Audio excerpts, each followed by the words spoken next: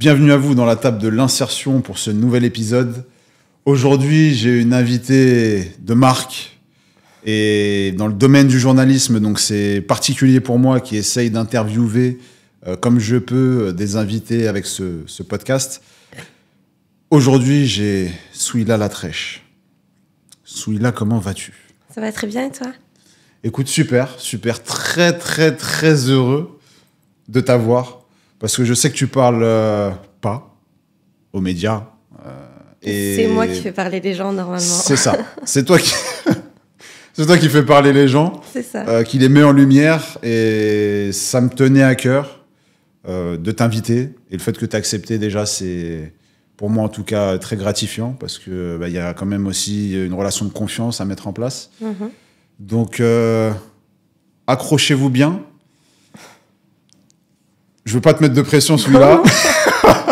Accrochez-vous bien parce que le parcours de Souila, elle me l'a expliqué dans les grandes lignes pour que je découvre avec vous dans les détails. Et franchement, on va passer un bon moment. C'est parti. Souila, présente-toi rapidement. On va commencer de manière assez simple. Je sais que c'est pas une question facile.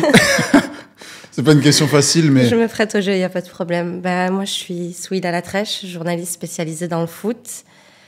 Pourquoi le foot? Parce que c'est quelque chose qui me passionne depuis très longtemps. Maintenant, si tu veux savoir d'où vient cette passion, je voulais comme Beckham. C'est le film qui m'a fait aimer le foot. Si je dois répondre à une question qu'on me pose souvent, je suis très nulle. J'en ai fait quand j'étais petite. C'est pas pour moi. Ok, donc déjà, t'as cette image de toi d'époque. Là, tu te rappelles de ton niveau, ouais, non, voilà. Quand on passe devant le stade, ma sœur, elle me dit tu te rappelles, tu nous faisais perdre notre temps ici. J'étais, non. J'ai vite compris que c'était un sport. Tu jouais quel poste? Ça m'intéresse. Franchement, j'étais tout le temps sur le banc. Tu te rappelles plus? Ok. Je faisais juste les entraînements. Ok. Tu jouais les matchs? Non. Ah non plus? Non, okay. non. J'allais au match juste pour soutenir l'équipe. Et c'est peut-être là, jouer là comme Beckham, être sur le banc, tu analyses le match. C'est là que ça m'est venu. Ensuite, j'ai commencé à m'intéresser au football masculin, forcément. Ouais. Donc, je regardais beaucoup l'équipe d'Angleterre à cause de David Beckham. Ok. Ensuite, je me suis intéressée à plusieurs équipes, notamment à Chelsea, que je supporte.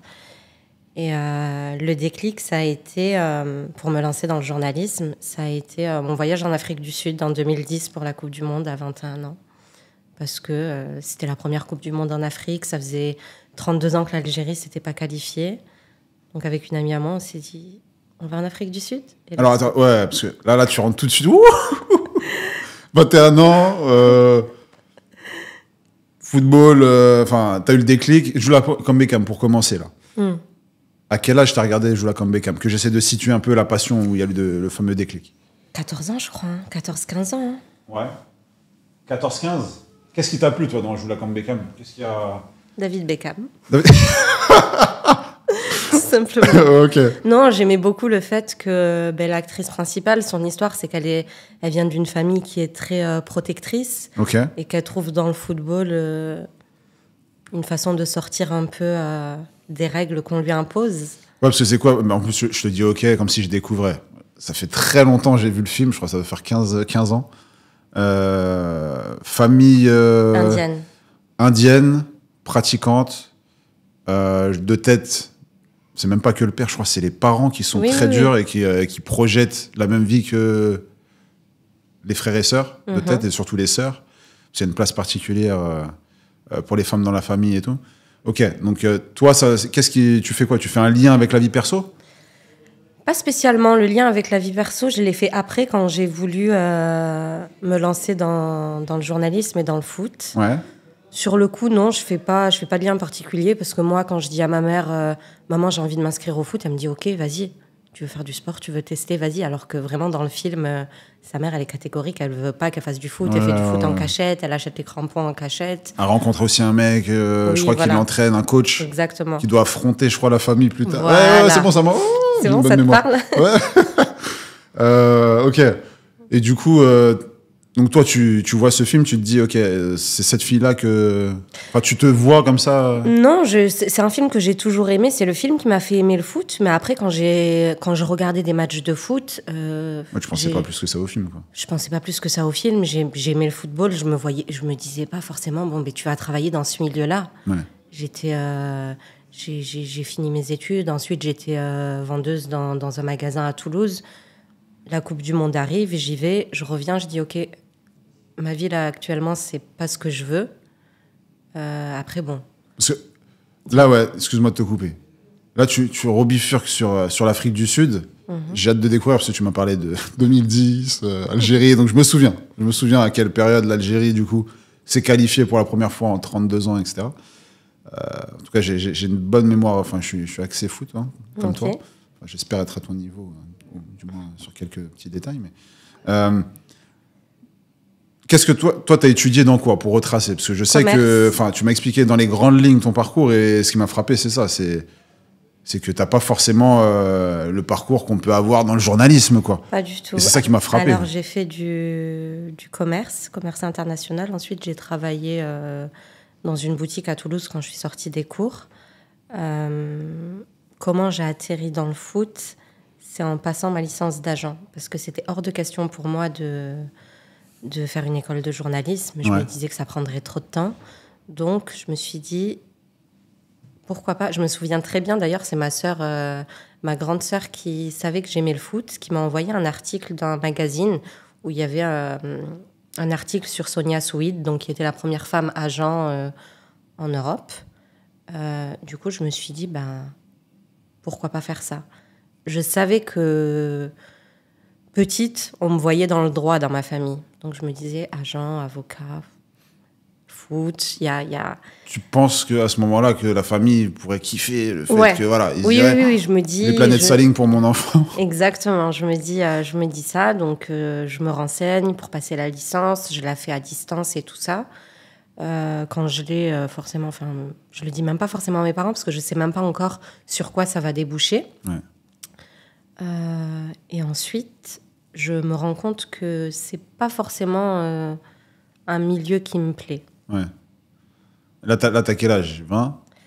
Non, là, c'est après l'Afrique du Sud, ça. Oh là là, alors, tu sais quoi? Je pense qu'il y a des choses à dire. En fait, c'est l'Afrique du Sud. Moi, ce qui me choque déjà, c'est comment, déjà, tu pars en Afrique du Sud.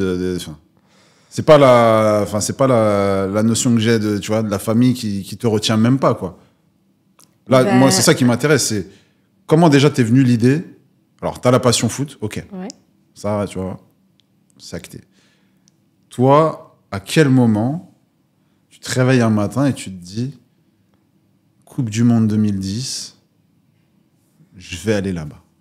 Alors, c'était pas un matin. Je suis passionné. C'était le soir de la qualification de l'Algérie, donc quand l'Algérie se qualifie face à l'Égypte. 2008 ou 2009? 2009. Ok. Oui, l'année d'avant. Novembre 2009. Moi, je sors fêter ça à Toulouse.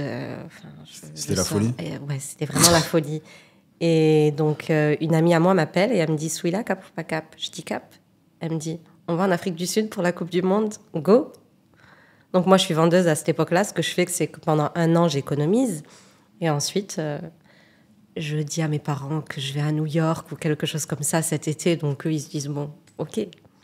Sauf que moi, je prépare mon voyage en Afrique du Sud, mais c'était hors de question. Je ne pouvais pas leur dire, je vais assister à une Coupe du Monde en Afrique du Sud, sachant en plus tout le dénigrement qu'il y avait envers ce pays par rapport à la Coupe du Monde. Ça montrait Pretoria, ça montrait des endroits très... des bidonvilles, des histoires de gangs, tout ça.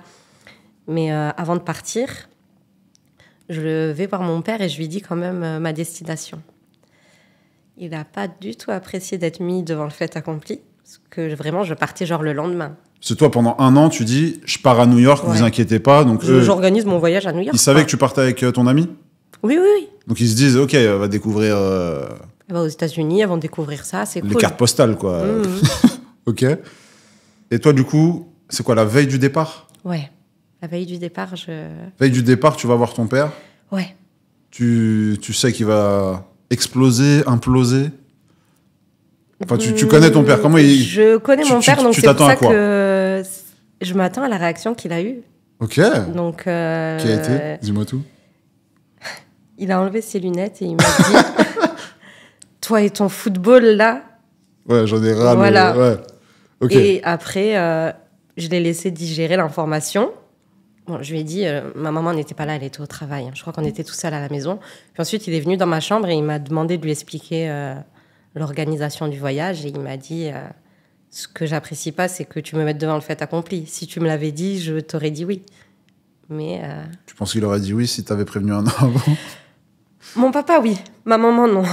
Ok, la maman, du coup, c'est celle qui est la moins ouverte sur ce Je truc-là dirais de pas partir la- seule comme ça? La plus conservatrice. C'est Puis pour j'ai- moi. Puis j'ai 21 ans. À l'époque, Ouais. à 21 ans, j'en parais 16. Hein. Je fais très, très, très Ok, gamine. donc elle te voit encore Et oui, l'enfant, puis, quoi. exactement.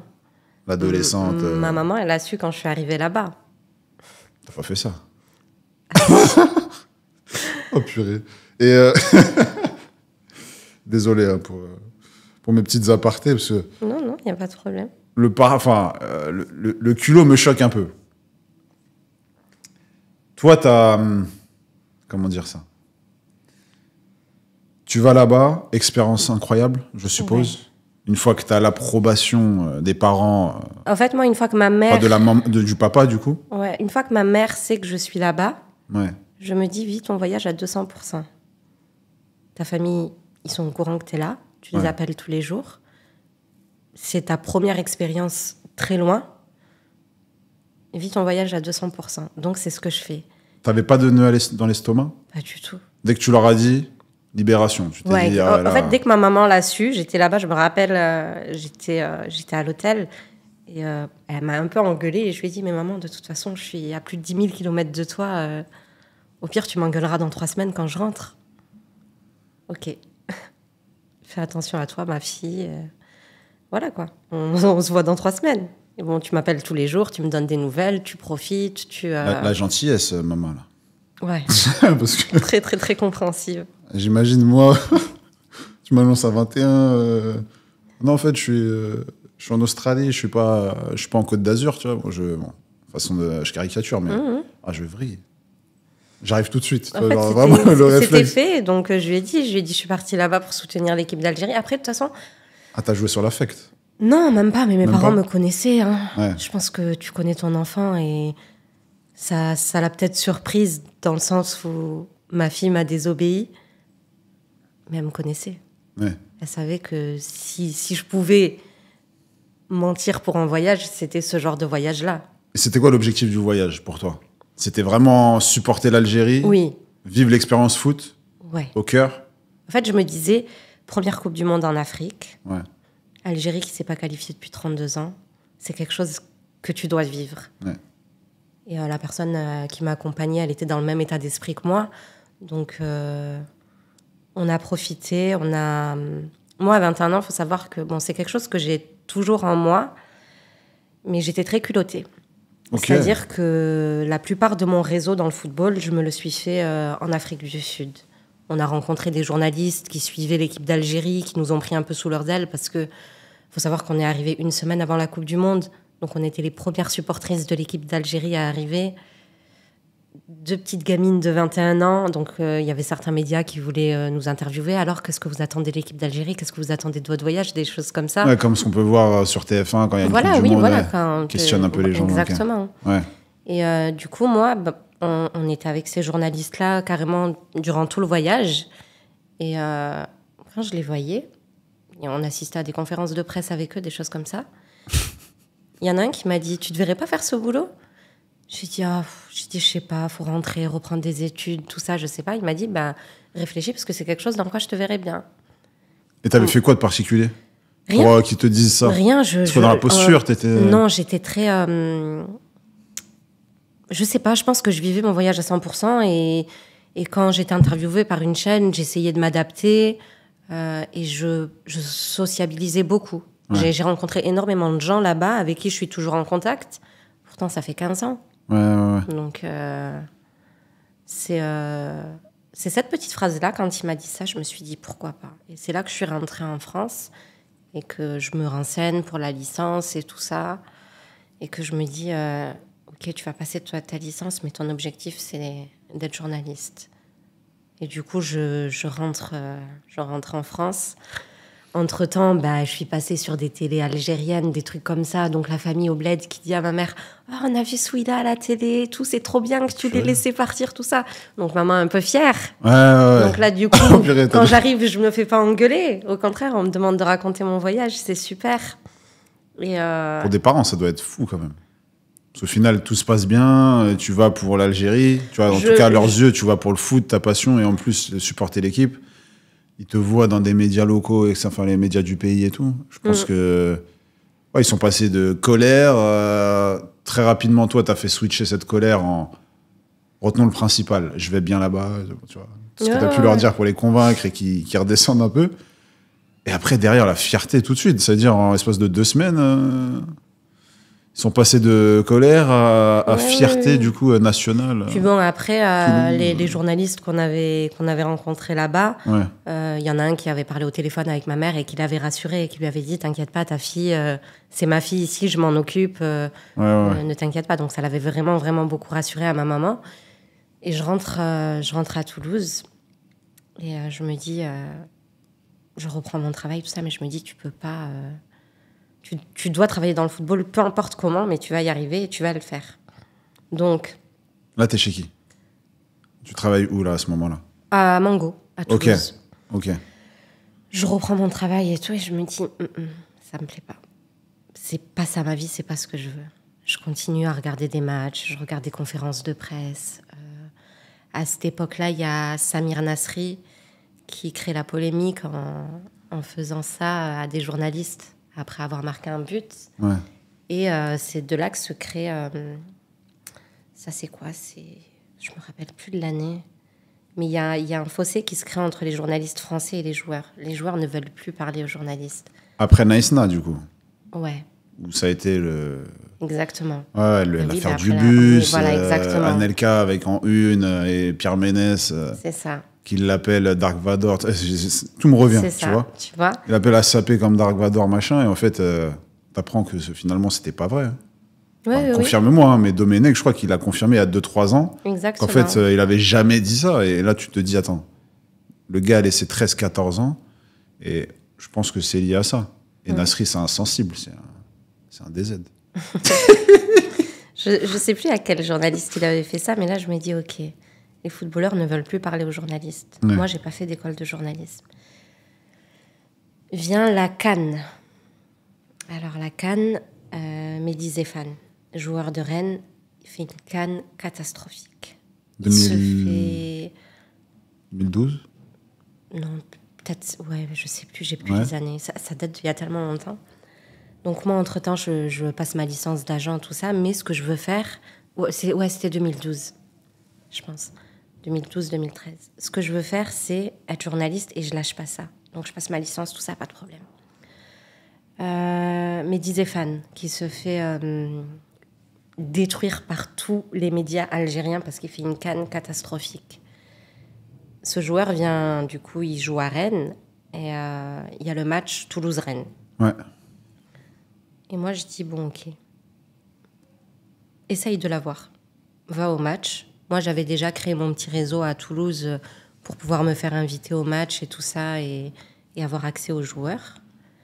Et je me rappelle, avant de partir à ce match-là, je stressais un peu parce que je me disais, mais il va pas me calculer, moi, je suis qui? Genre, je suis pas journaliste. Et je me rappelle, j'avais une conversation avec mon père. Il m'avait dit une phrase qui m'a... Cette phrase, je sais même pas comment te l'expliquer, mais c'est devenu mon leitmotiv pour tout ce qui s'est passé après dans ma vie. Il m'avait dit, ma fille, t'as déjà le non, va chercher le oui. Je l'avais regardé, je lui avais dit, mais papa, ça veut rien dire ce que tu me dis. Il m'a dit, tu sais que la personne, elle va te dire non? Je dis oui. Il m'a dit, fais en sorte qu'elle te dise oui. J'ai dit, ok. Je vais au match. Pas mal du tout, ça. J'attends la fin du match. J'attrape un joueur de Rennes. Je lui dis, est-ce que tu peux appeler Mehdi Zéphane? Il va dans le bus. Mehdi Zéphane, il dit, non, moi, je descends pas. J'ai personne qui m'attend ici. Je dois voir personne. Je descends pas. Le joueur vient me dire ça. Et je lui dis, écoute, est-ce que tu peux lui dire que voilà, je suis d'origine algérienne comme lui. j'ai envie de devenir journaliste et j'aimerais bien l'interviewer par rapport à ce qu'il vit avec la sélection en ce moment. Ouais. Il monte, alors super sympa, le joueur, il monte, il lui dit, bam, Mehdi, il descend. Il me dit, ok, ben tiens, prends mon numéro, tout ça, pas de souci, adorable. Donc moi, je suis super contente, je garde le contact, mais je sais pas comment faire. À ce moment-là, il y a un ami à moi qui me dit, écoute, Sou, j'ai mon cousin qui est réalisateur et il est intéressé par ce que tu fais un peu dans le foot et tout ça, parce qu'à l'époque, je faisais juste des vidéos où je débriefais des matchs de foot. Il me dit, est-ce que tu veux le rencontrer? Je dis, ok, donc on organise un rendez-vous avec, du coup, Kevin, qui va être mon réalisateur et qui va me suivre pendant un bon nombre d'années. Et Kevin, ça a été quelqu'un de très, très important, et c'est toujours quelqu'un de très important, même si aujourd'hui, on ne travaille plus ensemble. Lui aussi, il a un parcours très, très atypique. Il est passé de la banque à la réalisation et tout ça. Et Kevin, il me dit, OK, ben moi, je vais te suivre, je vais produire tes interviews et tout. Et en même temps, moi, ça me permettra et de travailler et d'avoir accès à des choses auxquelles je n'aurais pas accès peut-être sans toi. On fait l'interview de Mehdi Zéphane. Donc, moi, je contacte le club de Rennes à l'époque. Et pareil, encore une fois, moi, je suis qui? Je ne suis pas journaliste. Qui es-tu, c'est ça, ouais. Je contacte le Stade Rennais.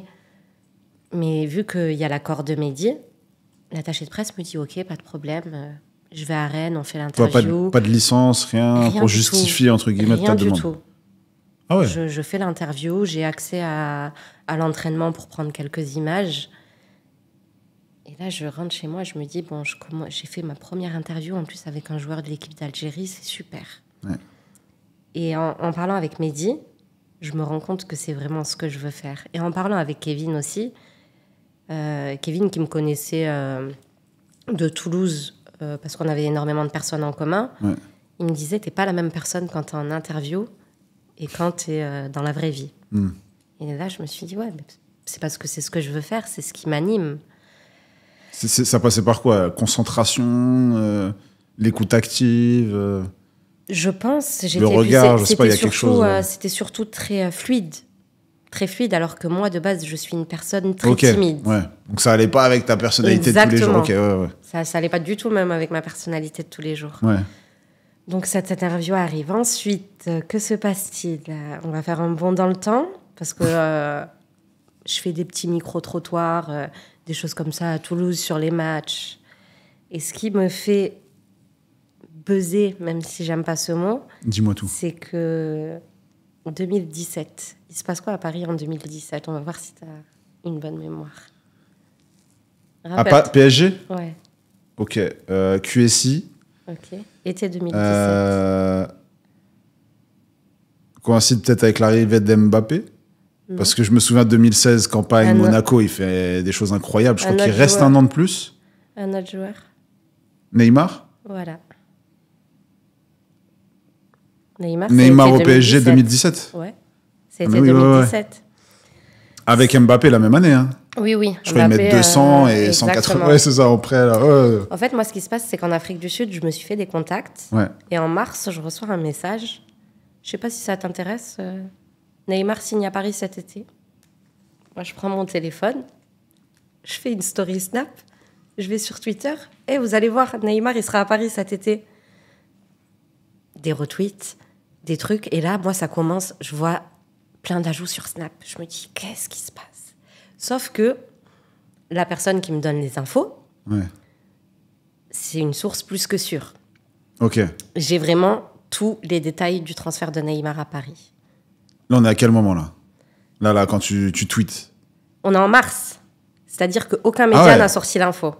Aucun média en France n'a sorti l'info. On me prend pour une folle. Hein. Sachant que ça s'est fait de tête dans les médias du jour au lendemain. Ouais. Genre en 3 jours, t'apprends, il y a des contacts, il signe, il est présenté la semaine. C'est surtout qu'au moment où il signe, la période où il est annoncé à Paris, où il y a la rumeur, il y a le fameux Sekeda de Gérard Piqué. Moi, quand je tweete ça en mars et qu'entre-temps, je dis « vous allez voir, Neymar, il sera à Paris cet été, Je pense que tout le monde te me prend pour une folle. Te renvoie le tweet. Mais bien sûr, tout le monde me dit, à ce moment-là, mais elle sort d'où, elle? C'est qu'elle en plus avec la photo, je crois qu'ils sont avec Neymar et tout en mode il est là à la famille. Exactement. Et moi, cette photo, dis-toi que je l'ai reçue peut-être à l'époque une 50aine de fois en mode. Et les gens, ils me disaient regarde, Piqué, il est avec lui, il dit qu'il va rester, et toi, tu sors de nulle part, tu dis qu'il va venir à Paris. C'est ce que c'est. T'es une femme, arrête de parler de foot, nanani. Et moi, je me rappelle, j'avais reçu cette photo à 3h du matin. Je me réveille, j'envoie la photo à mon contact qui me dit c'est du bluff. Donc moi, je prends la photo du Sekeda et j'écris en gros bluff. Et là, Neymar signe à Paris. Donc moi, je sors tous mes tweets, je les mets en story sur Snap et j'avais vraiment énormément de monde sur Snap et même sur Twitter. Les gens te voyaient en potentiellement quelqu'un qui donne des infos exceptionnelles. Ouais. Et en plus, après ça, j'ai les infos sur Mbappé, j'ai les infos sur Balotelli à l'OM, j'ai les infos sur Dembélé, j'ai... Tu m'as donné 3 noms, là. Oui, voilà. On voit même pas là-bas, tu vois. Genre, Paris, on se doutait pour Mbappé. Balotelli, par exemple, l'OM, Mbappé, j'avais dit c'est fait. Et je me rappelle, j'avais fait une story, j'avais dit, vous allez voir, l'AS Monaco va sortir un communiqué comme quoi il n'y a aucun contact avec le PSG, blablabla. Bla, bla. C'est juste pour mieux négocier en secret. Ouais. 2 jours après, l'AS Monaco qui sort le fameux communiqué. Donc, tout était... pour signer un prêt à 180 voilà. Options d'achat, machin. Putain. Et même sur Griezmann, qui restait finalement à l'Atlético Madrid aussi, j'avais eu les infos. L'époque où Barça l'a détesté parce qu'il avait dit voilà. non. Ouais. Mais moi, à ce moment-là, j'ai pas conscience qu'on me voit comme... Pointure, quoi. Voilà, ça va Jour être la pro t'as débarqué dans ça va être game, la quoi. pro du mercato. Et Kevin me dit, on va jouer sur ça. T'as des infos, balance-les. Tellement j'ai vraiment des personnes, des amis à moi qui m'ont envoyé des... Et Sou, tu peux me confirmer ça? Tu peux me confirmer ça? Tu penses que je peux parier sur un transfert comme ça? Je leur disais, les gars... Foot mercato. Laissez-moi. Et j'ai beaucoup de monde qui m'ont ajouté et qui me disaient, mais waouh, d'où t'as tes infos et tout, qui me découvraient au final, parce que moi j'avais qu'une petite communauté à Toulouse. Ouais. Là j'avais des gens de Belgique, j'avais des gens de Paris, je me suis retrouvée à la radio sur Move, j'ai une collègue de travail à l'époque qui m'avait dit, mais ça vient de parler de toi. En disant, mon Snap c'est SouFoot, en disant SouFoot doit bien être soulagé de la signature de Neymar, elle qui l'a annoncé depuis des mois. SouFoot, il y a un lien avec le magazine? Pas du tout. Souila. Tu penses qu'ils ont récupéré parce que c'était la création? Non. Non. Je vais dire. Non, pas du tout. Ça buzz, tu vas récupérer. SouFoot, on aime bien. Et ce qui se passe à l'époque, c'est que je suis contactée par Franck Leboeuf. D'où il a eu mon contact, d'où 2017. Après le transfert de Neymar. Ouais. Et il me dit, monte à Paris, on va manger ensemble, tout ça. Donc moi, je dis à Kevin, mais... On parle du France 98. Ouais. Kevin, il me dit, viens, on va monter à Paris, on monte ensemble. Et là, il me dit, on déjeune avec lui. Et il me dit, je me rappelle à l'époque, il m'a dit, t'es plus forte qu'un certain journaliste dont je vais taire le nom. Parce que j'ai pas envie de créer de... Voilà, il me dit, mais t'es plus forte que lui. Un journaliste qui était dans le foot, qui n'est plus dans le foot. Faut savoir, chers amis, que tout ce que vous allez entendre sur les anecdotes, on s'est entendu pour ne pas donner de nom. D'accord? Donc après, vous faites les jeux de devinettes, essayez de buzzer, si vous voulez, mais en tout cas, voilà. On a dit qu'on donne pas de nom. Franck Leboeuf me dit, écoute, monte à Paris. Ouais. Fais-toi ta place, fais-toi ta place, fais-toi connaître. Et ensuite, pour te caler sur une chaîne, voilà, ça se fera tout seul. Ouais. Je dis OK. Ça, c'était 2018. Parce que j'étais montée aussi, je me rappelle, pour la finale de Coupe du Monde juste après. Donc tu le rencontres, t'échanges. Voilà, ouais. Je le rencontre avec Kevin, tout ça. Kevin qui est très...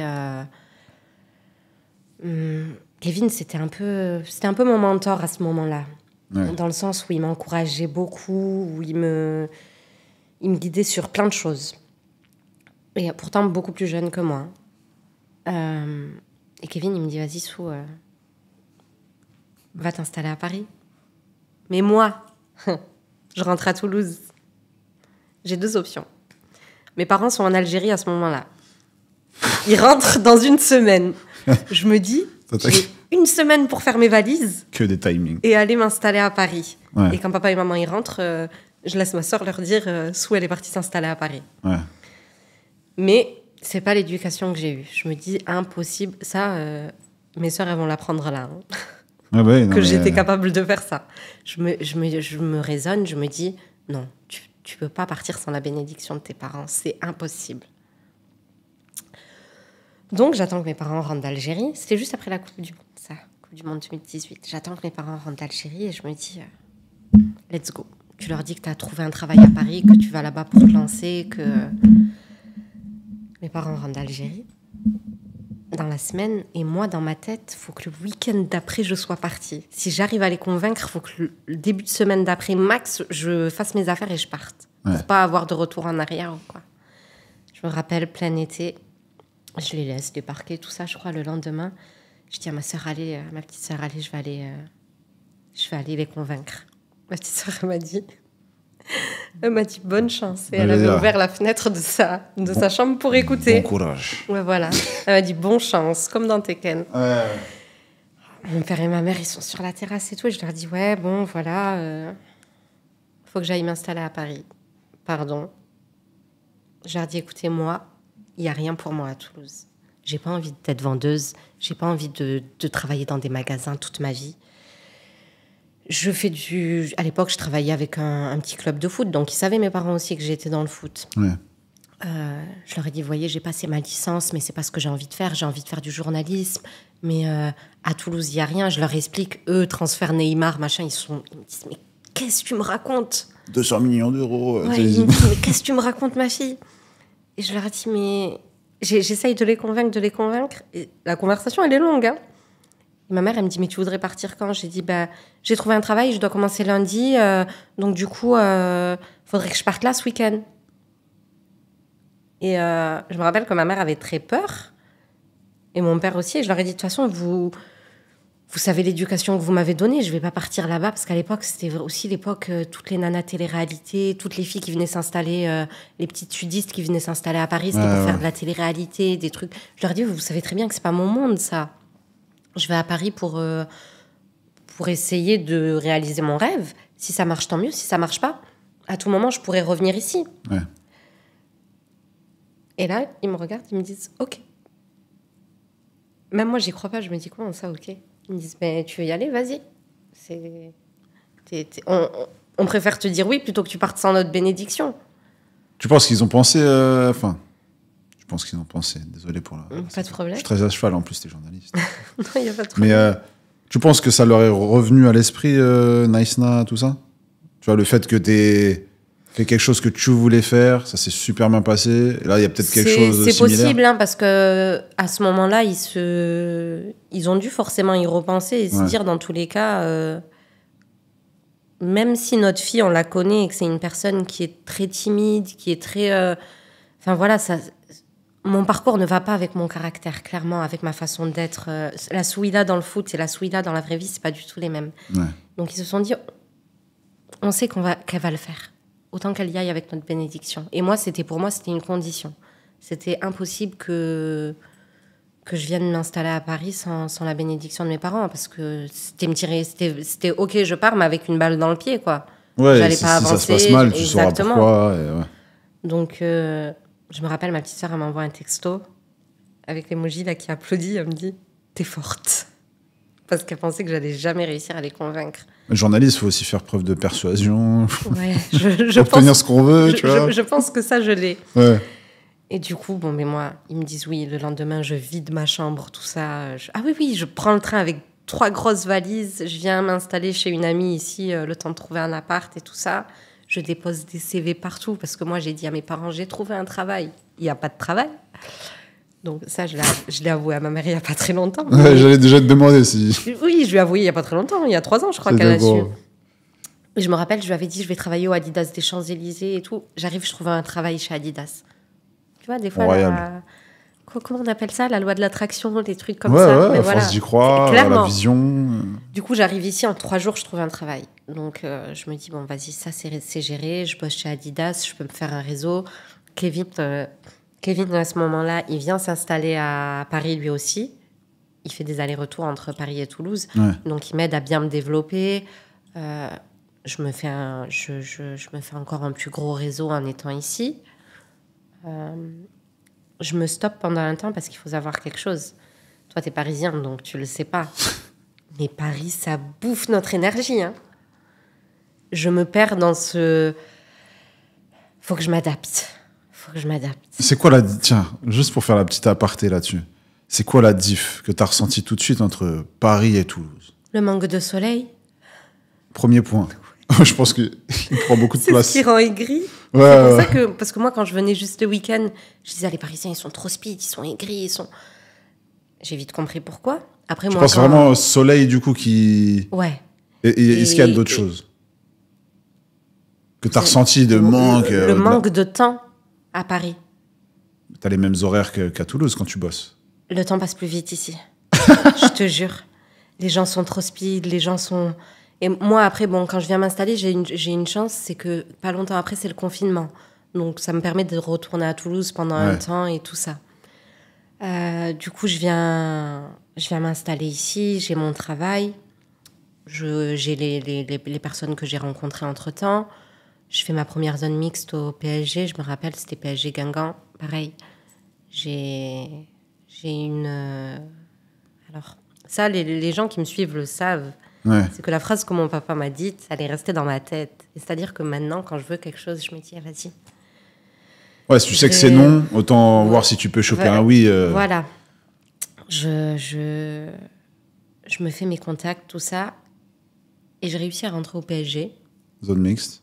PSG Guingamp, zone mixte. Je me retrouve avec des grands journalistes. Quelle période, ça? C'est Marcus Coco, Ludovic Blas, tout ça? Non. Après, ouais. Ouais. Et tu rentres grâce à qui, d'ailleurs? Attends. Non, parce que pour qu'avant moi... ça, quand je suis à Toulouse, Ouais. l'année avant que je vienne m'installer à Paris, 2 ans avant, la première fois où j'ai accès au PSG, c'est grâce à un ami à moi de Toulouse qui connaissait... Comment il s'appelait? Le gardien Douchez, voilà. Nicolas Douchez. Il me dit, je le connais et tout, si tu veux aller l'interviewer à Paris, va. Moi, je vais à Paris. À l'époque, moi, à Toulouse, tout le monde se moque de moi en mode Sou, elle se prend pour qui à parler de foot sur les réseaux. Moi, j'arrive à Même Paris. après le transfert de Neymar et tout? Que tu as eu comme buzz, tout ça, comme référence? Parce que c'est la référence sur les 10 dernières années. Avec Mbappé, on s'en doutait, mais Neymar, c'est un braquage, quoi. Tu sais que je me rappelle plus si le PSG, là, cet accès que je vais te raconter, c'était avant ou après Neymar. C'était avant, parce que Neymar n'était pas là, il y avait Zlatan. Et il y avait Matuidi.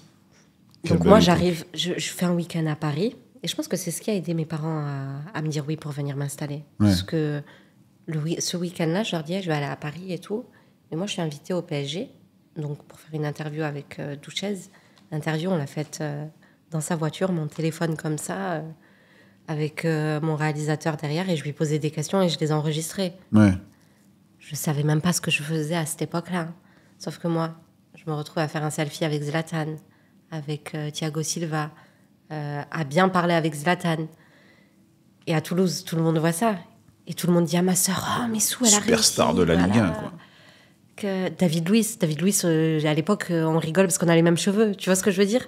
David Luiz, moi, je supporte Chelsea. Je me retrouve à le voir. Enfin, tu vois ce que je veux dire? Je me dis, mais c'est vraiment moi qui suis là? Ouais. Bref, ensuite, je viens m'installer, tout ça, tout ce que je t'ai raconté. J'avais juste oublié ce petit truc. J'arrive ici, je fais ma première zone mixte. Et je suis pour ma première zone mixte avec Youssef, qui est l'associé de Kevin, qui me dit, c'est moi qui vais venir faire les photos, tout ça. OK. À cette époque-là, la personne qui m'a fait entrer au PSG en zone mixte, elle me dit, est-ce que tu veux un joueur en particulier à ton micro? Je dis, ouais, je voulais Kimpembe, parce que c'était son anniversaire. Let's go. Je me dis, au moins, si j'ai pas de questions à lui poser sur le foot, il sera de bonne humeur. Il sera de bonne humeur. Dans tous les cas, il va aller faire la fête après. Donc moi, je suis en zone mixte. Je me rappelle, il y a Robert Malm, il y a les journalistes de Beansport et... Ouais, des pointures. Voilà, pendant le match, ils sont venus me voir. Vous êtes qui? Présentez-vous, tout ça. Et moi, je suis là, mais... Et Youssef, il me regarde, il me dit, Sou, parle avec eux. T'es là, t'as le même statut qu'eux. Aujourd'hui, tu as le même statut. Mais syndrome de l'imposteur, tout ça. Et sauf que moi, après, je vais en zone mixte. Kimpembe qui passe devant les joueurs et qui dit, ah, c'est toi? Waouh. Avec l'attaché de presse. Et du coup, il s'arrête. Lui, il s'en souvient pas à l'heure actuelle. Je vois très bien la façon dont il parle. Voilà. Tu vois, genre vraiment dans un mood relax, quoi. Et du coup, il vient et moi, je lui pose 2-3 questions sur le match. Et après, j'ai dit bon anniversaire. Mais il faut voir. Là, si je te montre la vidéo, elle est sur mon ordi, mais tu vas rigoler. hyper timide. Du coup, tu as tous les journalistes qui viennent à côté. Donc forcément, pour essayer de lui poser des questions. Donc bon, moi, je m'efface un peu. Je vais à côté, il y a Verratti. J'essaye de parler un peu avec Verratti, mais bon, je parle pas italien, donc je filme un peu. Et là, ça conforte un peu mes parents. Ils se disent, OK, elle est partie il n'y a pas si longtemps que ça. Efficace. Mais voilà. PSG direct, Voilà. tu vois, le Zlatan. Elle a déjà ses accès, sachant que Zlatan, tout ça, c'était avant. Entre-temps, je te dis, hein, la vie parisienne et la vie perso qui me prend énormément de temps, j'ai tendance à oublier ce pourquoi je suis venue. Je me contente de mon petit travail à côté. Je continue à balancer quelques exclus sur le mercato, tout ça, mais j'oublie un peu. On est quand, là? 2019 ? Ouais. 2000... Non. Non, parce que tu as évoqué le confinement, tu as dit que tu étais rentré, etc. Ouais. Il y a tellement de choses, celui-là, je crois que tu... Je m'y perds parce que tu sais que même... Tu te fies juste à quel joueur était sur Paname. Exactement. Comme ça, au moins, tu te rappelles la période. Attends. Même pas, hein. Kimpembe, même ça, la zone mixte et tout, c'était avant que je vienne m'installer à Paris. Ben oui, parce qu'il n'y avait pas Neymar encore. Et moi, je suis arrivée quand Neymar était là, donc c'était avant. Et c'est ça que j'ai dit à mes parents, regardez ce que je fais. J'arrive à... Période Kimpembe, en gros, qui avait stoppé Messi. C'est une période comme ça ou c'est avant? Je sais plus. Avant. Et bref, putain, tu sais quoi, je te donnerai... Après, en vrai, ça date. Hein. Même mais moi, regarde, j'ai du mal à situer, là. J'ai pas de photos là, mais j'ai l'accréditation chez moi parce que j'ai gardé toutes mes accréditations comme des petits trophées. Ouais. J'ai l'accréditation du match. Je te la mettrai, tu la caleras quelque part au montage pour qu'on puisse avoir... Mais moi, je me rappelle que j'ai utilisé cet accès-là quand je rentre quand je fais la demande à mes parents pour leur dire, regardez, en étant à Toulouse, ce que je peux faire. Ouais. Je peux accéder au PSG, qui est le meilleur club en France, tout ça. Le TFC, à l'époque, les portes étaient ouvertes. Je leur dis, imaginez si vous me laissez aller m'installer à Paris. Là, j'arrive ici. Je continue à faire quelques vidéos, beaucoup de stories, tout ça. J'oublie un peu ce pourquoi je suis venue, mais j'ai toujours Kevin derrière moi qui me motive. Qui te remet sur le droit chemin. Exactement. Et pourquoi tu bifurques? Parce que la vie à Paris, elle est compliquée. Ouais. Parce que c'est difficile. Et moi, je suis une personne... Alors, mes parents, ils m'ont... Ce côté protecteur qu'ils ont eu avec moi, ça m'a servi et ça a fait de moi la femme que je suis. Mais moi, quand je prends la décision de partir... T'as plus ça... Non, je suis pas prête à la vie toute seule, la vie d'adulte. T'as plus les parents. Moi, et en plus, t'as Paname. Je suis à Paname, je suis toute seule. Là-bas, j'étais avec ma famille. Et mes parents, ils nous ont toujours protégés de la vraie vie, entre guillemets. Ouais. Donc là, j'apprends à faire mon chemin toute seule et tant mieux, ça me va, mais c'est compliqué. Pourtant, je suis grande, hein, j'ai 28 ans quand je viens m'installer à Paris. Hein, mais vu que j'ai pas cette réalité de la vie-là, je me questionne. Et j'ai Kevin derrière moi, t'es faite pour ça, t'es faite pour ça, t'es faite pour ça. Merci, Kevin. Ouais. On t'embrasse. Avec Kevin, un soir, on a une conversation et on parle de mental. Ouais.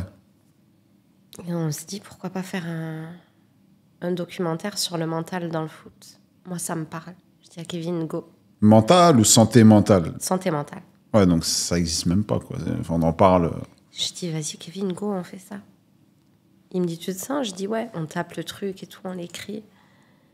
Moi, je suis au Adidas Deschamps à l'époque, donc ça me permet de me faire un gros réseau parce qu'il y a énormément de joueurs qui passent. Ouais.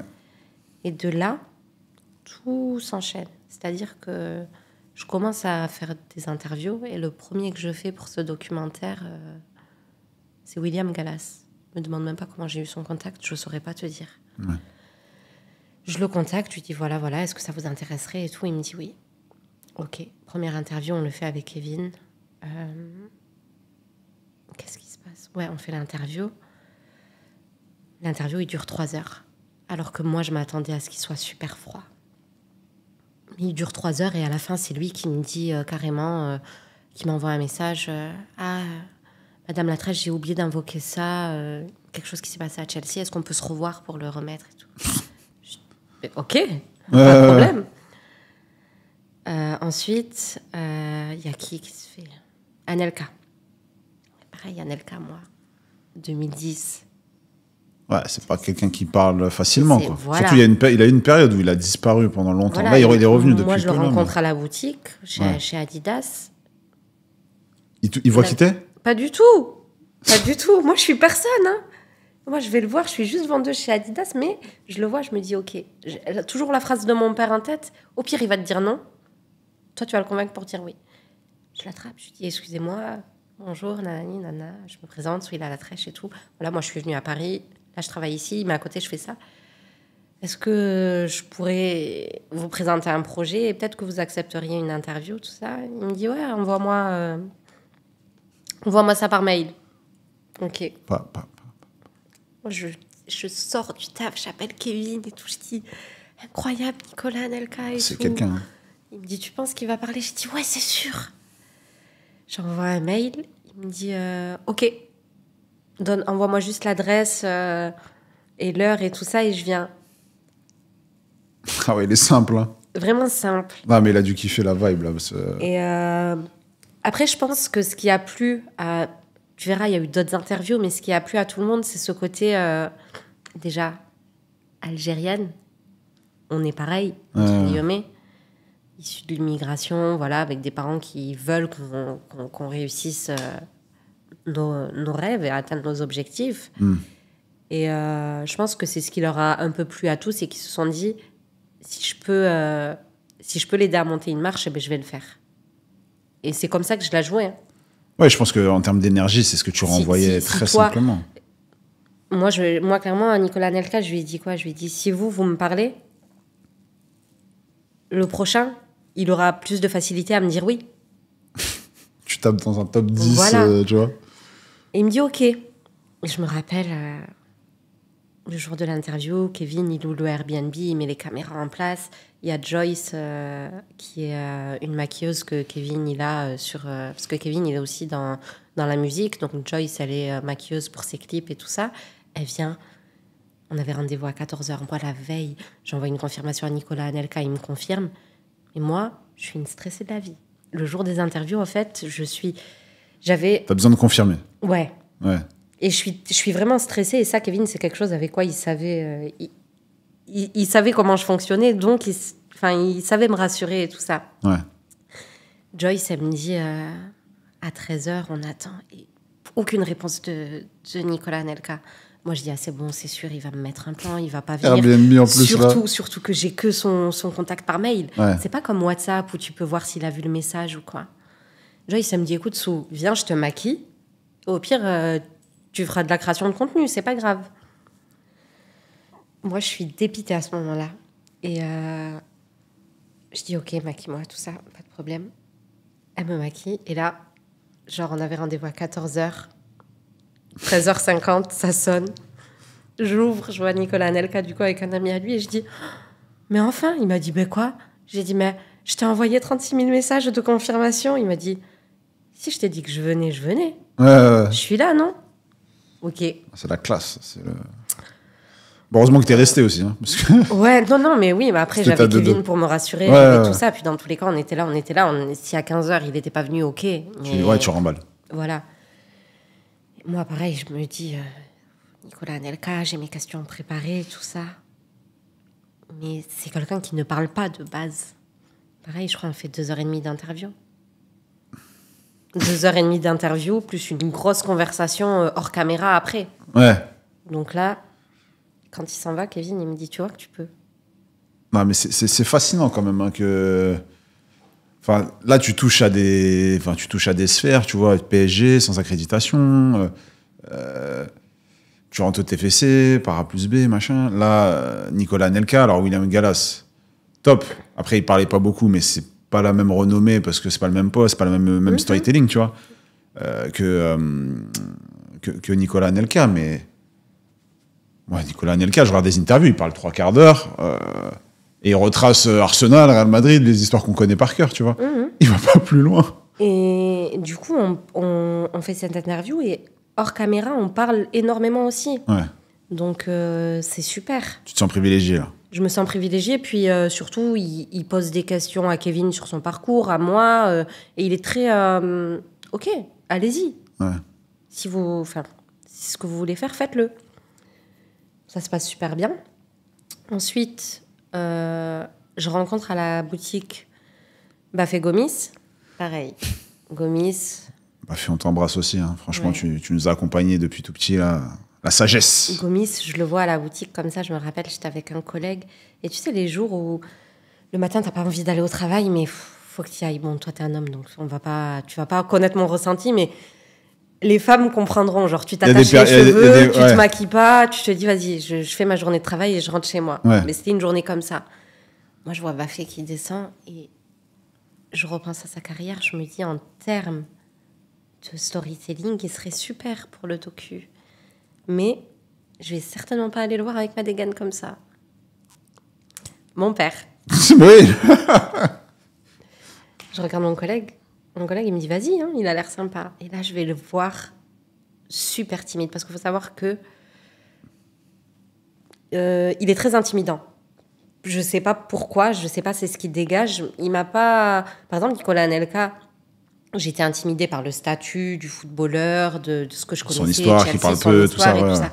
Mais Bafé, c'est vraiment l'être, l'humain. Donc, je vais le voir, toute timide, limite comme ça. Oui, bonjour, voilà, je fais ça. Il me dit, écoute, tiens, donne-moi ton téléphone. Je lui donne mon téléphone, il met son numéro. Il me dit, appelle-moi ce soir et raconte-moi ton histoire. Envoie-moi un message et raconte-moi ton histoire. Okay. Wow. À cette période, il est à Galatasaray. Moi, je l'appelle. D'abord, je raconte à Kevin. Kevin, il me dit go. Je lui envoie un message, je l'appelle. Kevin, même pas choqué. Hein. Non, à chaque fois, tu me dis, il te pousse, il te dit en go. Fait, il est même pas choqué. Kevin, il était. Et il est toujours, d'ailleurs, il m'a toujours dit, t'as une force que tu connais pas, c'est que t'arrives à avoir ce que tu veux. Quand t'as une personne en tête, t'arrives à la toucher. Ouais. Donc pour lui, il me disait, t'as une facilité, tu t'en rends même pas compte. Il me disait, t'es là, aveuglé par ton syndrome de l'imposteur, alors que regarde tout ce que t'as fait. Parce qu'entre-temps, j'ai été invitée à des événements, je me suis retrouvée à jouer au foot avec MHD, avec Niska, à des événements. Enfin, pareil, je suis qui ?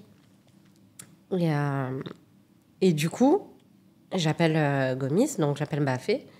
Je lui raconte un peu ce que je veux faire, mon parcours, tout ça. Il me dit OK. Il me dit, tu veux faire l'interview quand et tout. Enfin, j'appelle Kevin, je dis comment on peut s'organiser, tout ça. Il me dit, viens, on va en Turquie. Je dis OK, allons en Turquie. Et ça, alors c'est quelque chose qui va peut-être surprendre, mais et je crois que je le remercierai jamais assez de ce qu'il a fait. C'est que Bafé, quand je lui dis voilà, avec mon réalisateur, on aimerait venir tel jour, on va rester que 3 jours. Mais voilà, comme ça on fait l'interview et tout. Il me dit ok, pas de problème, mais je prends en charge une partie du voyage. Je lui dis comment ça ? Il me dit au moins je vous prends l'hôtel et tout ça, c'est pour moi. Et moi je suis hyper gênée. Je dis non, c'est impossible. Nous on avait déjà pris nos billets. Je dis non, c'est impossible. Pourquoi tu veux faire ça ? Il me dit écoute, je sais que tu veux devenir journaliste, tu l'es pas encore. Je sais que tu travailles à côté. Ouais, je pense qu'il a encore les pieds sur terre sur les salaires. Il me dit, c'est ma condition. Je dis, comment ça, c'est ta condition ? Il me dit, si tu me laisses pas faire ça pour toi, je ferai pas d'interview. Genre, tu vas venir en Turquie 3 jours, tu vas faire du tourisme. Ouais. Je dis, ok. Donc, j'arrive en Turquie. Il nous met son chauffeur à disposition. Le premier jour en Turquie, on arrive, ils nous avaient pris l'hôtel des joueurs de Galatasaray. Genre le même soir à l'hôtel, il y a Icardi qui débarquait. Ouais, le top du top, quoi. Ouais. Et donc moi, le soir, on discute avec Kevin et il me dit, tu vois ce à quoi tu as accès, tu t'en rends même pas compte. Et je dis, même là, en parlant, je m'en rends compte en fait. Et du coup, on fait l'interview avec Bafé. Il nous invite après à l'entraînement de Galatasaray. L'interview se passe super bien. Je crois que peut-être 3 heures, pareil, d'interview. Ça se passe super bien. Après, c'est ouf. Hein. Le lendemain, après l'entraînement, il nous dit vous partez quand ? Je dis on part. Donc, le soir où je suis arrivée, on avait mangé avec lui. Après l'entraînement, il nous dit vous partez quand? On dit mais on part demain matin et tout. Il me dit vous êtes allé chez Nusret? Je dis non. Il me dit bah vous pouvez pas. Ouais, voilà, vous pouvez pas ne pas y aller. Et nous on dit ouais, mais flemme, c'est trop long pour avoir une réservation tout ça. Ouais. Tu veux y aller, Souila? Je dis bah oui, j'aimerais bien. Ok, moi je pourrais pas venir avec vous, mais vas-y. Je m'occupe de tout. Exact, il s'est occupé de tout, clairement. On est arrivé là-bas, il y avait tous les petits influenceurs voilà, qui attendaient pour faire la vie d'artiste. Hein. Je suis passée devant tout le monde comme ça, j'ai dit... Ah. De te demander les noms, là. Mais je suis vraiment passée devant des gens que je voyais... tu me diras off, tu me diras off. Voilà. Et je les vois encore d'ailleurs sur TikTok, et eux, ils faisaient la queue, et moi, je passe comme ça. Et Kevin, il me dit la vie d'artiste, vraiment. Non, en plus, quand tu joues dans les clubs locaux, en général, tu as des passe-droits partout. Oui, parce que nous... tous les joueurs de foot, je pense qu'ils ont le même statut. Il m'a dit, t'es devant le resto? J'ai dit oui. Il m'a dit, ok, il y a quelqu'un qui va venir vous chercher. Il y a une jeune fille qui est venue. C'est vous pour baffer? Oui, ok. Grande table. Vous êtes 2, 3? On est 3, on a une table pour au moins 6. Ouais. Alors qu'il y a des tables de 4 où ils sont limite 5. Ouais, ça vaut cher, quoi. Ouais, exactement. La table, Nous, on a la table centrale, on est 3. Ok. T'as mangé ton steak haché doré? Non, j'ai pas pris un steak haché doré, je me rappelle plus ce que j'ai pris. Mais j'étais plus impressionnée par le cadre. Ensuite... Attends, là, moi, je te déballe ma vie, mais... Ouais, non, mais tu sais, je laisse aussi, parce que, tu sais, on est là un petit moment. On est là un petit moment, mais... Là, tu vois, par exemple, pour revenir, vas-y, si tu préfères que, vas-y, je guide tel un... Tu dois guider. Un journaliste hors pair, ouais, mais... Mais en vrai, moi, ça me passionne. Je parle, mais oui. Ça me passionne. Là, j'ai le regard de l'intervieweur, tu vois. Mais aussi, tu vois, du passionné de foot qui apprend les dessous, des coulisses. Et moi, Bafé Timbi, c'est... Enfin, à l'époque de l'OM, là. Saint-Etienne, c'était exceptionnel, tu vois. Mais c'est vraiment tellement... Et tu sens quand même que c'est un sage. Alors après, je le connais pas, tu vois. Oui, mais il dégage. Tu parlais d'énergie tout à l'heure, de ce qu'il peut dégager, tu vois. Et ouais, il y a quelque chose qui émane. En plus, moi, je me souviens d'une interview où il évoquait son père et tout, tu vois. Et je crois de tête, il a évoqué son papa. Il avait pleuré, etc. Et moi, c'est quelque chose, tu vois, je m'en souviens encore.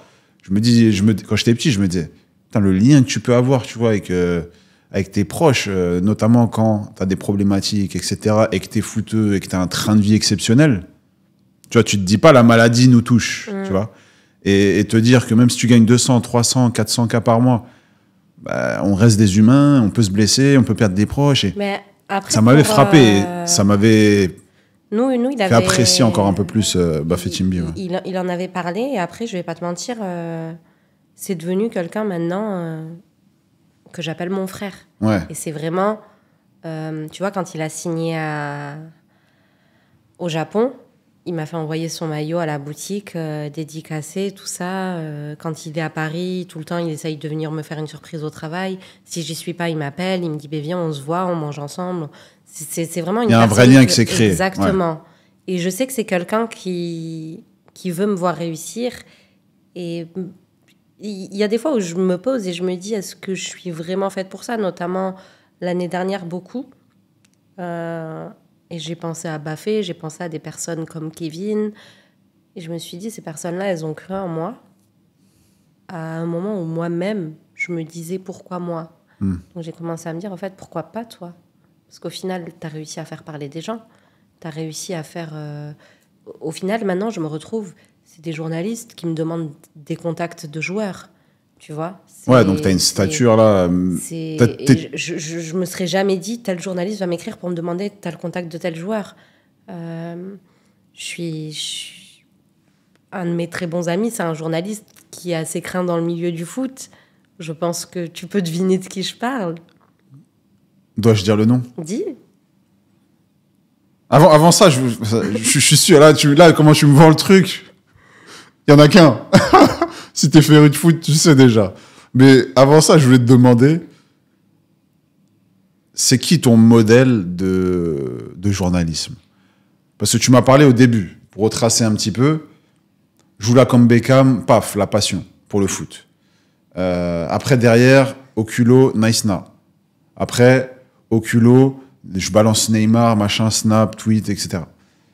Mais c'est quoi, enfin, t'as bien un goal, tu vois, un objectif de carrière, une vision, tu vois, de toi Alors, en pleine possession de tes moyens, tu vois, journalistiquement, physiquement, mentalement, tu vois, genre un truc où tu rayonnes, quoi. je la connaissais pas à cette époque-là. Moi, à cette époque-là, c'est simple. Hein. Mon goal, c'était de devenir la journaliste préférée des footballeurs. Et quand je dis journaliste préférée, c'est ok, là j'ai un truc à dire. Je veux pas que ça soit sorti de son contexte. Je sais qui a appelé. Viens, on se pose, on parle. Mais je dirais qu'à tableau.